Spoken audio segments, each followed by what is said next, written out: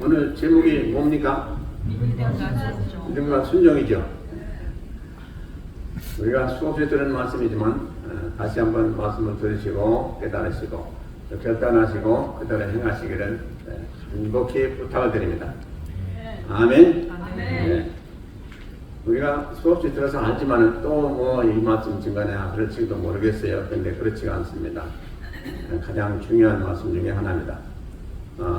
우리가 세상에 살아가면서 믿음 없이는 아무것도 소용없습니다. 그리고 믿음 없이 행하는 건 다 헛것입니다. 그래서 믿음 하는데요, 진실로 믿음이 우리에게 중요합니다. 믿음은 생명과도 같습니다. 근데 오늘 제목대로 믿음과 순종인데, 믿음과 순종은 둘이 아닙니다. 하나입니다. 하나요. 예. 믿음 없이 순종을 할 수가 없어요. 그리고 믿음 없는 순종은 있을 수도 없습니다. 그래서 믿음과 순종은 하나예요. 믿음 있는 사람은 저절로 순종하게 되어 있어요. 그리고 순종한다고 하면서 믿음이 없이 행하면 아무쪽에도 소용없어요. 그리고 우리가 한번 보세요. 성경에 훌륭한 사람들, 또 믿음의 선진들이라고 하는 우리가 본받아야 할 사람들, 또 우리가 흠모하는 사람들 한번 보시기 바랍니다. 그들을 보면요, 전부 믿음의 사람이었어요. 그리고 또 아울러서 순종의 사람들이었어요. 그러므로 믿음과 순종은 하나고 꼭 같이 있게 되는 거예요. 형제간과 같아요. 그래서 우리는 오늘 이 말씀을 잘 들으시고 우리 믿음이 어디 있는지 한번 살펴보시고 또 우리가 과연 순종하는지 살펴보시고 우리가 부족한 거 있으면 기도하시면서 그걸 다 채우셔서 진실로 하나님은 누구시냐? 믿음과 순종으로 행하는 자를 하나님 쓰신다는 말씀입니다. 그리고 우리가 하나님 자녀가 되었는데 하나님의 자녀가 된 것은 되었지만 그 뒤로 더 큰 복은 뭐냐? 믿음과 순종으로 행하여서 하나님 앞에 기억한 바 되시고 또 하나님 우리에게 많은 상을 쌓으시는 그런 우리 삶이 진실로 복된 삶인 것을 믿으시기 바랍니다. 그래서 오늘 말씀 받으시고 결단하시고 나에게 있는 믿음, 지금 예를 들어서 열이 있다면 그 열 정도가 아니고 이제 100에 가까운 그런 믿음을 가지고 우리가 행할 때는 이 100이 아니고 200을 행하시는 그런 성도님 다 되시길 먼저 주의 이름으로 축원드립니다. 오늘 이 스토리가 참 우리 여러분들 많이 읽으셨을 거예요. 그런데 그동안에 또 은혜 받았겠지만 다시 이 말씀을 상고하면서 참으로 우리가 어떻게 살아야 될 것이냐 또 믿음 생활할 때 어떻게 해야 될 것이냐 하는 것을 잘 살펴보시고 은혜 받으시고 그대로 행하시길 다시 한번 부탁을 드립니다. 자, 오늘 1절에 보시면요, 선지자의 생도의 아내 중에 한 여인이 엘리사에게 부르짖어 가로되 당신의 종 나의 남편이 이미 죽었는데 당신이 종이 여호와를 경외한 줄을 우리가 아시는 바라. 이제 처자가 이르러 나의 두 아이를 취하여 그 종을 삼고자 하나이다. 그랬습니다. 그러니까 이 여인은 지금 참 힘든 가운데 있어요. 그 여인의 그 남편이 누구냐? 선지 생도 중에 한 사람이었어요. 그런데 죽었다 하는 겁니다. 그러니 이제 두 아들하고 이 여인만 남겼는데 살 길이 막막한 거죠. 근데 이제 빚을 졌단 말이에요. 그동안에 그 빚을 준 채주가 이제 와서 독촉을 하는 겁니다. 근데 너희들이 갚을 것이 없으면 너희들이 있는 두 아들을 나에게 주라. 이제 종으로 삼고자 하는 것이죠. 그렇게까지 되었습니다. 그러니까 아주 가정에 위기가 닥친 것이죠. 그러니까 그 아내가 어떻게 했어요? 그 선지자였던 그 당시에 엘리사에게 와서 그 사정을 구합니다. 그러면서 도움을 요청하는 것입니다. 우리가요, 살아가면서 참 눈 깜깜한 그런 역경을 만날 때가 있습니다. 그런데 그때 우리가 어떻게 할 것이냐 하는 그런 귀한 말씀을 우리에게 주시고 있습니다. 성경에 보면요, 훌륭한 사람들, 그런 사람들 다 보면 꼭 무슨 경우가 있었느냐, 아주 죽음과 삶의 문턱에서 태어날 그런 태어나지 못하는 그런 어려운 아주 그렇게 힘들고 어려워서 두 군데 중에 하나로 가야 될 그런 형편에 있었던 사람들 수없이 많아요. 그 가운데서 살아남고 그 가운데서 믿음으로 승리한 사람들이 훌륭한 신앙인들이 되는 모습을 우리는 수없이 보게 됩니다. 오늘도 마찬가지입니다. 지금 선지자의 그 생도의 아내가 지금 어떻게 될지 알 수가 없는 그런 엄청난 혼란 가운데 있을 때에 자기가 이제 그 당시에 선지자였던 엘리사 선지자, 저는 엘리사 선지자를 대단히 좋아합니다. 엘리사 선지자에게 왔다 이거죠. 엘리사 선지자는요,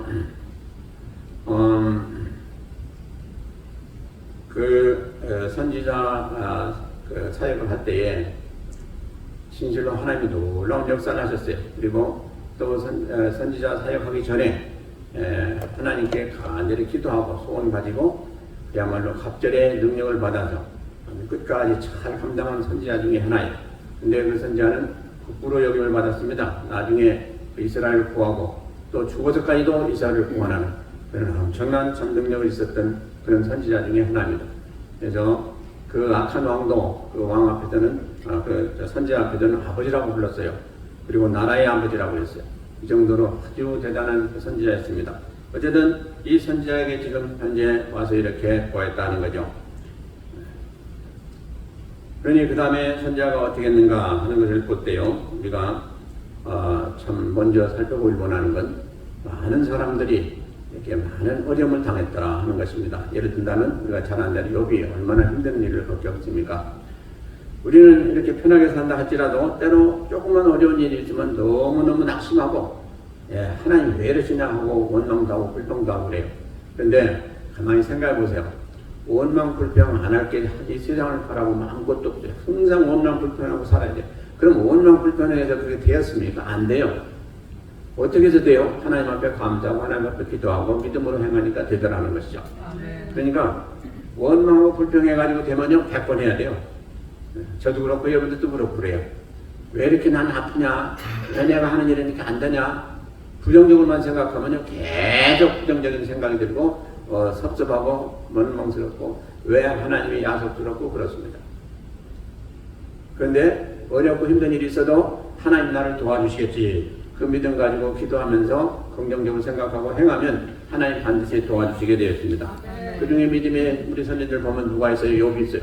욥은 한순간에 그 엄청난 부자였고 또 자녀들 10명이나 있었는데 한순간에 그냥 마귀 시험에 걸쳐서 완전히 다 없어져 버리고 말았어요. 그리고 자기는 어떻게 됐어요? 그냥 병에 걸려가지고 너무너무 힘든 세월을 살게 됐어요. 그런데도 불구하고 하나님을 떠나지 않냐고 하나님 앞에 기도하면서 참고 견뎠어요. 근데 나중에 어떻게 됐습니까? 말씀하시기를 제일 마지막 장에 뭐라고 말씀하시죠? 욥이 전보다도 갑절의 복을 받았다고 그랬어요. 물론 그 복을 받은 것도 중요하지만 그보다 중요한 건 뭡니까? 그가 하나님 앞에 인정받았다는 사실이죠. 근데 얼마나 욥이 훌륭했길래 악에게 하나님 그렇지 않습니까? 내가 욥을 구하느냐? 그리고 욥을 내가 이길 수가 없다는 거예요. 그래서 욥을 완전히 내주신 거예요. 그러나 욥이 얼마나 엄청난 시련 당했습니까? 그럼에도 불구하고 끝까지 승리했어요. 그래서 하나님이 진실로 승리한 것 같습니다.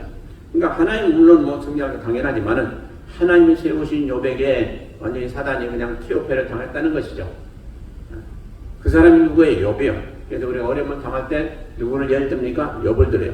예는 잘 드는데 우리가 욥까지 닮아보려고 노력하려고 하는 것은 참 부족한 것 같아요. 저도 그렇고 여러분들도 가만히 그래요. 어려움을 당하면 욥은 아는데 욥이 좀 그랬으면 그렇게 한 것을 우리가 아는데 그렇게 좀 본받으려고 하는데 안 돼. 그게 왜 그렇습니까? 우리가 연약해서 그래요. 그리고 우리가 또 훌륭한 요셉을 한번 살펴보세요. 요셉은요 너무너무 귀하게 자랐죠. 그런데 형들한테 너무 귀하게 자랐으므로 시샘을 당해가지고 죽을 뻔했어요. 형들이 죽이려고 했어요. 그래도 하나님의 역사 가운데 그렇게는 안 하고 팔아버렸지 않습니까? 그래가지고 보디발 집에서 종로로 가게 됐잖아요. 그렇게 대접받고 잘 자던 요셉이 죽을 뻔했다가 그 다음에는 남의 집에서 종로릇을 했다는 거예요.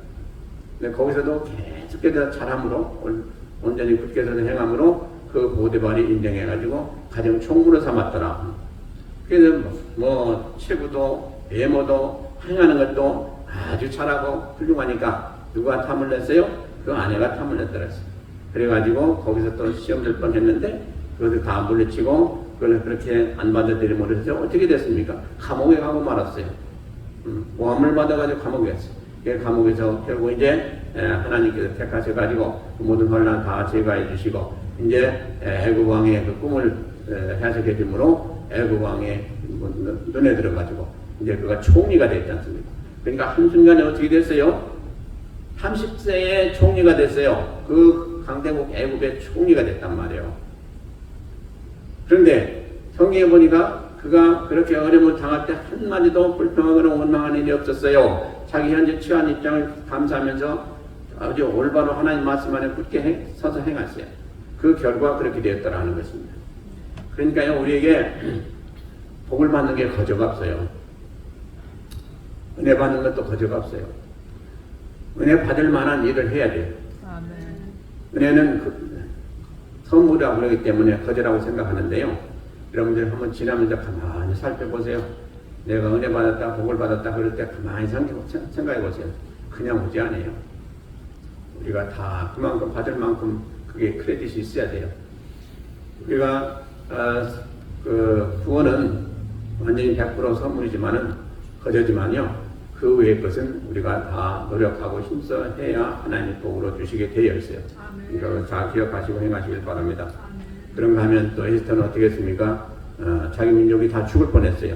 그런데 그것을 가지고 하나님 앞에 기도하면서 내가 죽으면 죽으라 하고 왕에게 나와가지고 그 결단하고 행하여서 어떻게 했습니까? 자기 유다족도 유다 그 백성들을 다 살리셨지 않습니까? 이렇게 엄청난 일을 하기 위해서는요, 뭐가 필요해요? 우리가 믿음이 필요하고 결단이 필요해요. 순종함이 필요해요. 하나님 말씀을 우리가 끝까지 하는 거예요. 그 에스더도 그렇죠. 자기가 지금 죽을 각오를 하고 죽으면 죽으라 하고 했어요.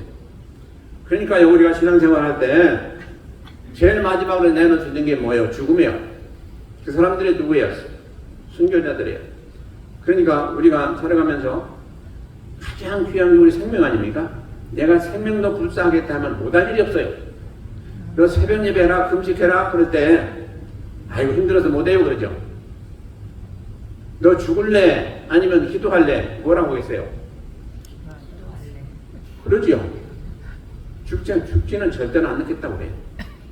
그러니까요, 신앙생활 잘하려면 요 두 양단간에 택하시길 바랍니다. 뭐냐? 내가 죽을 것이냐? 아니면 내가 하나님 말씀대로 이것을 할 것이냐? 그러면요, 간단하게 나와요. 거기서 뭐 멈칫할 거 없어요. 너 이 일 좀 해라. 너 하나님 앞에 좀 헌신 좀 해라. 아니 못하겠어요. 내가 뭘 합니까? 나 못해요. 그래? 그러면 너 오늘 죽을래? 그 할래? 그럼 뭐라고 했어요? 아주 금방 한다고 그래요. 그러니까 우리가요 참 이렇게 아주 뭐랄까 하나님 보시기에 야비한 그런 행동을 많이 할 때가 있습니다. 그러지 마시고 마음을 딱 정하시고 하나님 뭐라고 하시든지 간에 말씀이 뭐라고 우리에게 명령하시든 간에 그대로 행하시고 아예 작정하시고 행하시면요 편해요. 갈등이 없어요. 그리고 그렇게 하는 게 하나님의 기쁨 받으세요. 억지를 하게 되면 어떻게 하시겠습니까? 하나님 훈련하신 시간도 오래오래 해야죠. 그러니까 우리가 더 괴로워요. 그러니까 그렇게 하지 마시고 하나님의 말씀을 항상 대로 순종하시길 주의 이름으로 부탁을 드립니다. 그래도 여인이 이렇게 딱한 사정을 엘리사에게 이렇게 보였잖아요. 그러자 엘리사가 뭐라고 했습니까? 오늘 말씀이 보세요. 1절에 보면 엘리사가 저에게 이르되 내가 너를 위하여 어떻게 하리야? 내 집에 무엇이 있는지 내게 보아라. 저가 가로되 계집종의 집에 한 병 기름 외에는 아무것도 없나이다 그랬어요. 그러니까 엘리사가 왔으니까 엘리사가 그걸 해결해 줘야 될 텐데 엘리사가 물은 말을 참 많이 보세요. 내가 너를 위해서 어떻게 하랴? 물었어요. 그리고 그 다음에 뭐라고 했어요? 내 집에 무엇이 있는지 내게 보아라 그랬어요. 두 가지를 물어봤어요. 자, 우리가요 하나님께 기도드리죠. 하나님 이거 해주세요, 저거 해주세요. 여러 가지 기도드리는데 그러면 여러분들이 그러시고 다음에 응답 받으면 아시겠지만 응답 받기 전에 하나님 어떻게 하실지 잘 우리가 모를 때가 있잖아요. 근데 여기 있는 말씀 이대로 믿으시면 틀림없습니다. 우리가 기도하면 그럼 그거 가지고 뭘 하겠느냐 하나님 물으세요. 하나님 나 이거 주시고 저거 주시고 이렇게 해주세요. 그럼 그거 가지고 뭘 하시겠냐 하나님 분명히 물으십니다.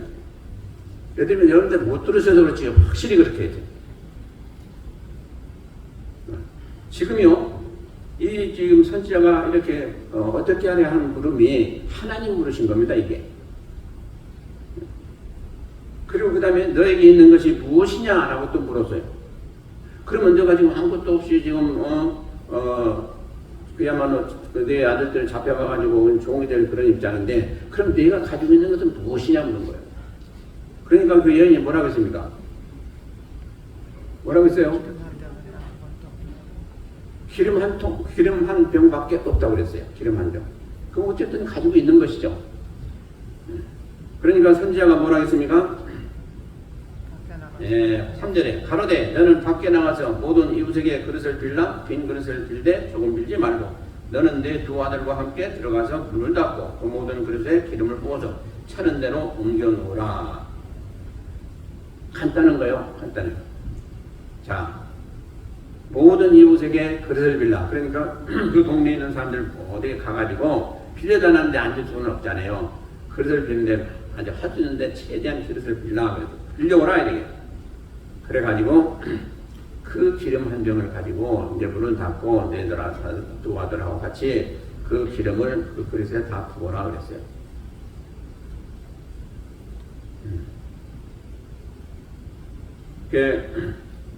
생각해 보세요. 우리가 이렇게 두 가지 질문을 받았을 때 우리가 생각할 때는 아주 쉬운 일인데 이거 가지고 도대체가 무슨 일이 될 것이냐. 기름 한 병 부으면 그 없이 지금 빌려온 그릇 하나도 채울 수가 없을 텐데 이걸 그러면 하라고니 이걸 어떻게 할 것이냐 생각할 거 아니겠어요?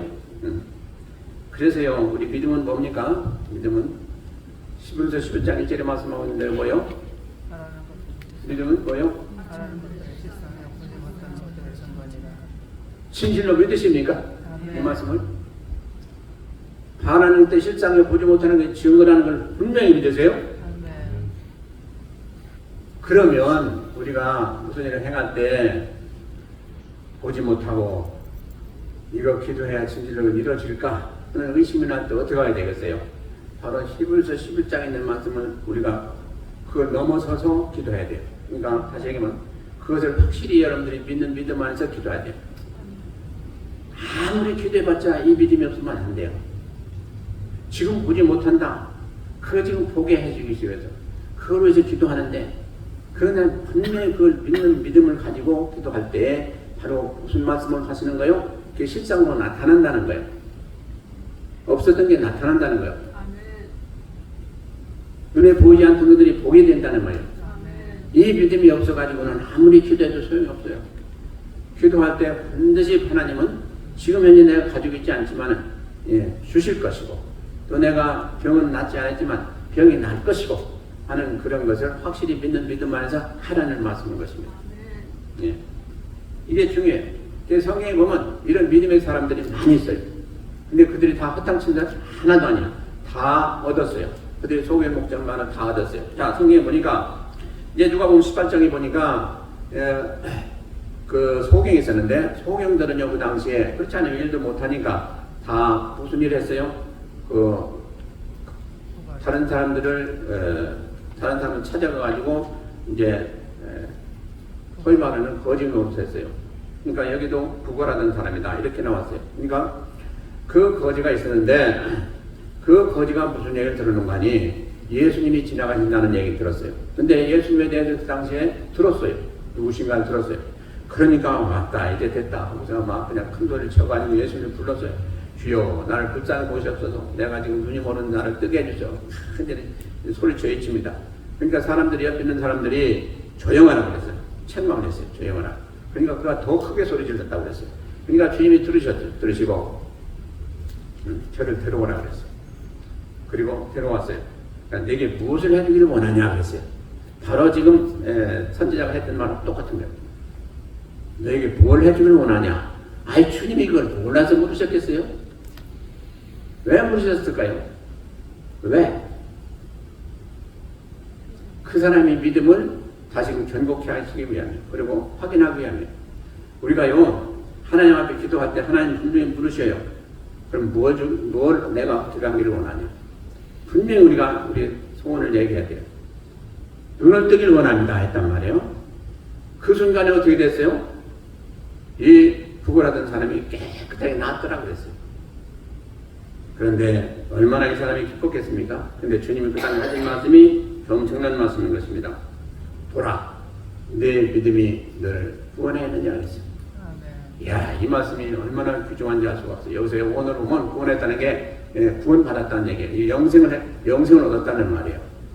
그러니까 눈이 나은 거 하고 떠진 거 하고 영생인 건 이건 천지차이니까 이거 관계없는 얘기예요. 사실은 눈이 감겨 있어도 영생을 얻을 수가 있어요. 근데 이 사람은 그 눈이 감겼으므로 눈이 멀었으므로 그것을 뜨기 위해서 이렇게 몸부림쳐 기도했고 몸부림쳐 주님을 불렀는데 그가 믿음 안에서 나음을 받았어요. 근데 두 번째로 더 중요한 건 그가 믿음 안에서 뭘 받았어요? 구원까지 받았다. 이것을 지금 주님이 확인하시는 거예요. 컨펌을 하시는 거예요. 그러니 그 사람이 지금까지 소경되었던 것이 뭡니까? 복이요, 복. 예? 만약에 소경이 안 됐으면 주님을 그렇게 애가 타도 부를 이유가 없어요. 그러니까 우리가 현재 좀 어려움이 있다고 낙심하지 마시기 바랍니다. 그 어려움 때문에 주님께 가까이 가요. 그리고 그 어려움 때문에 주님께 기도하게 돼 있어요. 우리가 만장 평안을 보세요. 먹을 거 입을 거 다 있고 병도 없고 모든 게 다 성통하고 잘 되면 여러분들이 하나님 앞에 구할 것 같아요? 아니고요. 이게 족하니 여기서 살겠습니다. 천국 관계없어요. 내가 여기 사는 게 천국이야. 그러고 살 거예요. 그런데 어려워 보세요. 내 이 삶 나 빨리 끝나고 싶다. 이제 그 좋은 천국에서 나 빨리 살고 싶다. 그런 생각이 들지 않겠어요? 이게 얼마나 다릅니까? 그래서 이 사람도 역시 그랬어요. 그렇게 어려운 가운데 주님을 만나서 이게 주님께 고침받았는데 이 사람은 그걸 좋아했을 좋겠대요. 근데 주님은 거기다가 그 사람에게 네가 지금 나를 왜 그렇게 찾았는지 내가 누군지 이미 들어서 알고 그 믿음 가운데 있었기 때문에 이렇게 애타게 주님을 부른 거예요. 그러니까 그 믿음이 너를 구원했다 이거예요. 그러니 그 믿음 안에 뭐가 들었다? 구원이 들었다. 그러니까 이 사람은 그야말로 한순간에 엄청난 은혜와 복을 받은 것이죠. 그러니 그가 지금까지 고생해왔지만은 그 고생하면서 살았던 그 장님으로 살았던 그것이 큰 복이었다는 것입니다. 우리가요 이렇게 훈련받지 않냐고 어려움이 없으면 주님 안 찾아요. 주님을 찾을 것 같죠? 천만에요. 그렇지 못해요. 그래서 어려움이 고난이 복이라. 그래서 고난 찾아갈 건 없어요. 그러나 고난이 왔다고 차버리지 마시라 이 말이에요. 그것 때문에 주님을 오히려 떠난 일이 없으기를 바랍니다. 그런 사람들도 있어요. 그러니 우리가 참으로 하나님 앞에는요 범사에 감사하는 말씀이 꼭 맞는 거예요. 우리가 지금 이렇게 저렇게 힘들고 어려워도 그것까지도 다 감사하는 거예요. 그 감사하는 사람은 누구예요? 진실로 믿음을 가진 사람이에요. 좋은 거 했을 때 감사하는 건 누구나 다 해요. 그러나 병들고 힘들고 어려울 것 때 감사하는 게 이게 진짜 신앙이에요. 그래서 우리가 어려울 때 우리 신앙을 체크해 볼 수 있는 좋은 기회예요. 자, 성경에 보세요.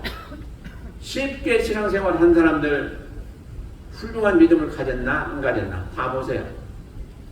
엄청난 훈련과 엄청난 연단을 받은 사람들만이 훌륭한 신앙이라고 인정받는 것을 우리 성경에 수없이 보게 되고 그 사람들이 엄청난 하나님의 일들을 다 감당했던 사람들이에요. 보세요. 아브라함도 얼마나 엄청난 일을 당했습니까? 믿음의 조상이나 야곱 보세요. 모세 보세요. 또 다니엘도 그렇고 또 우리가 사랑하는 다윗도 그렇고 바울도 그렇고 이 사람들 그 고생한 거 생각하면 우리는요 세상 말로 세 발의 피해요.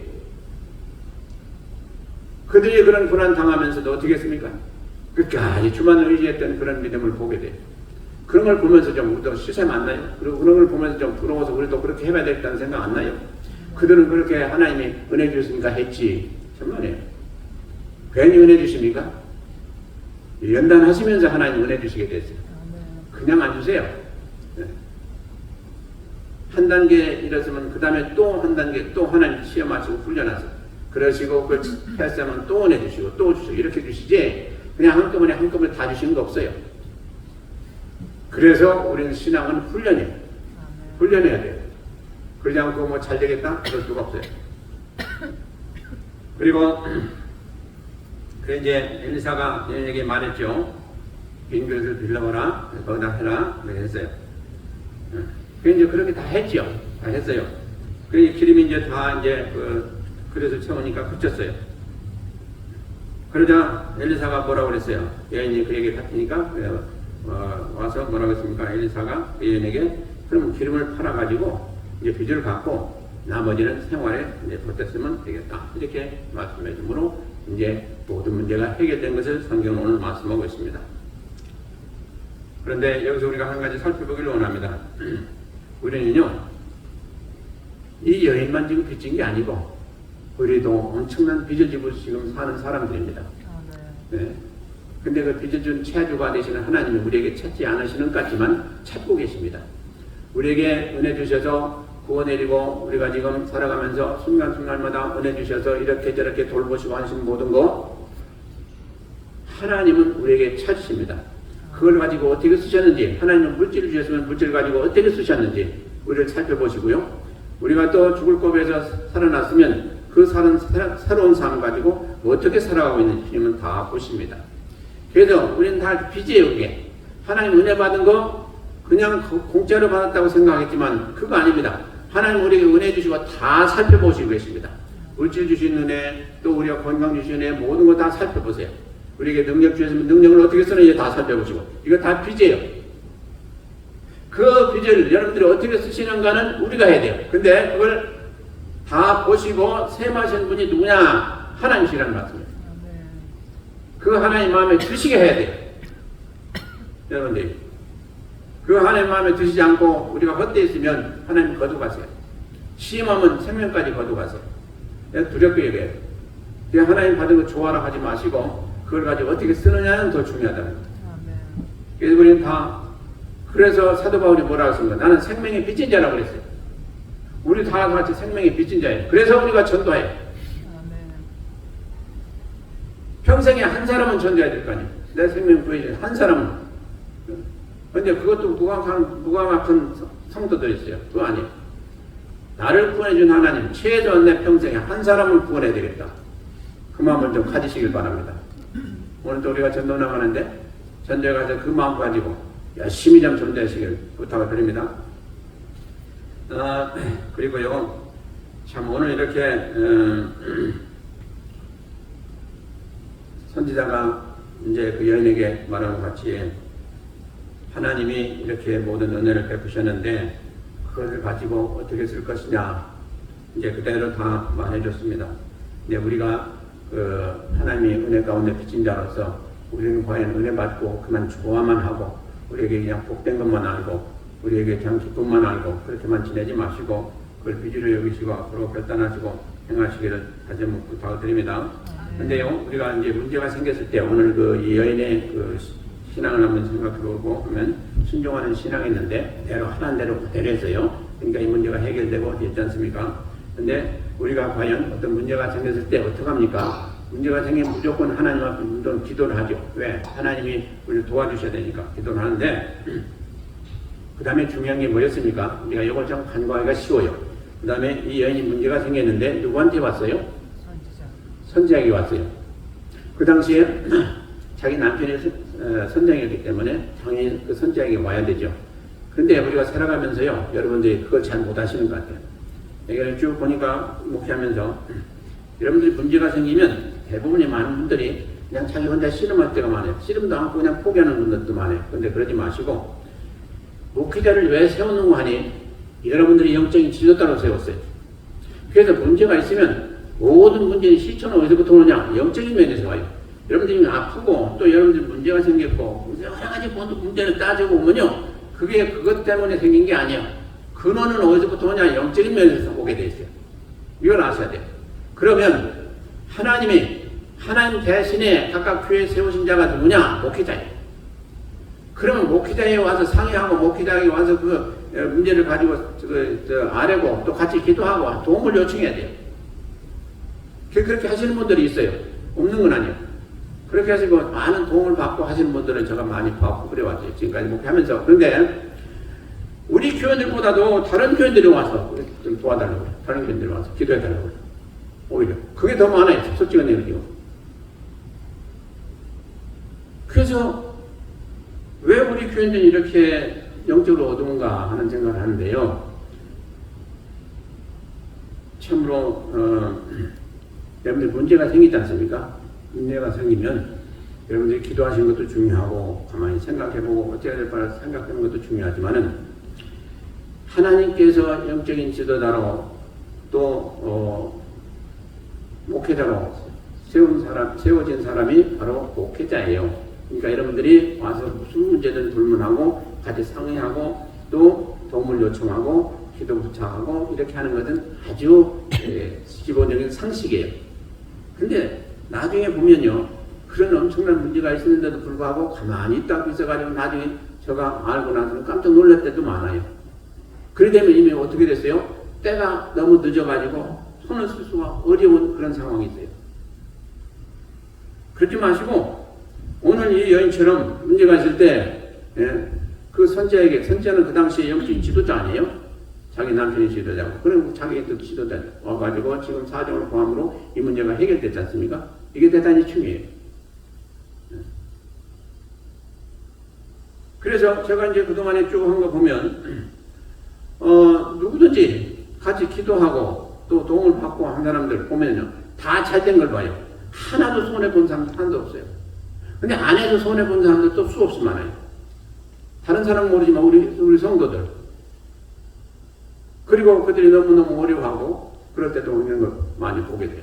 그러지 마시고 앞으로 여러분들이 아마 생각할 때 이런 나의 어떤 문제점 그런 걸 하면은 좀 뭐랄까 의심도 치통도 좀 그런 문제가 될 것 같아서 안 하시는 분들도 없지 않아 있을지도 모르겠는데 그렇지 않습니다. 목회자는요 할 말 안 할 말 그거 다 분간해요. 그래서 여러분들이 아무리 비밀스러운 얘기를 해서도 이것은 나만 알아야 되겠다 그런 건 분명히 그것도 알고 있기 때문에 여러분들 걱정하지 마시고 문제가 있으면 나와서 같이 하면서 기도하면서 그 문제를 해결받아야 돼요. 이것이 바로 목회 중에 가장 중요한 것 중에 하나입니다. 그래서 지금 이분이 그렇게 했어요. 그러니까 문제가 다 해결됐지 않습니까? 그러므로 어떤 이제 문제가 불거지면요 참 어려워집니다. 목회자도 어렵고 다 어려워져요. 본인도 어렵고. 그냥 그렇게 하지 마시고 성경에 보면요 어디 있냐 잠언 11장 14절에 보니까 다투는 시작은 방축에서 불이 새는 것과 같은즉 싸움이 일어나기 전에 시비를 그칠 것이니라 이렇게 말씀하고 있어요. 이 말씀이 참 귀한 말씀이에요. 자, 저는 그 시골에 살았기 때문에 시골에 저수지를 많이 이렇게 보았어요. 근데 저수지에 물이 새기 시작하면요, 그거 그냥 놔두면 금방 뚝이 터져가지고 큰일이 납니다. 지금은 이제 댐 같은 걸 하죠. 댐에도 항상 살펴보는 사람들, 관리하는 사람이죠. 왜요? 만약에 조금이라도 물이 새는 걸 그냥 두면 그냥 큰일 나는 거예요. 그렇기 때문에 미리 잘 보고 고치는 거예요.